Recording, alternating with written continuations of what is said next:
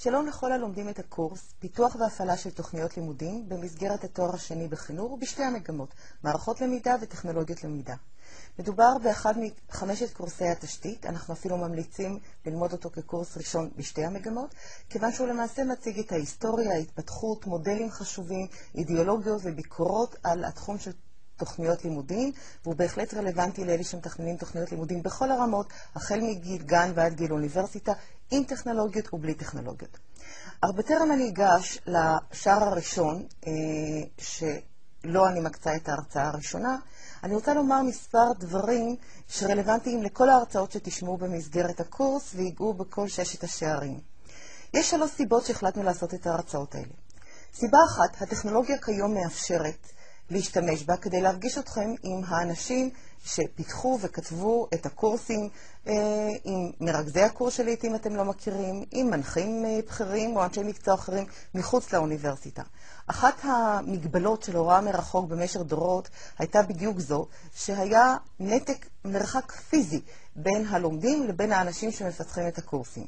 היום אתם נפגשים עם מנחים, לעתים גם עם מרכזי הוראה, לעתים רחוקות אתם נפגשים עם מפתחי הקורסים.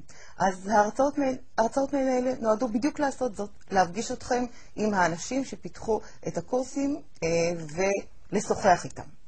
סיבה מספר 2 היא למעשה לעודד את הלכידות והשוויוניות של בין כל תלמידי הקורס. הגיעו אלינו הדים מכל מיני קבוצות, בעיקר מקצרין בצפון, שאנשים לעתים מרגישים שכשהם נמצאים בפריפריה הם לא מקבלים את אותם דברים שאנשים מקבלים במרכז. עובדתית זה לא נכון, משום שכל חומרי הקורס זהים אצל כל התלמידים.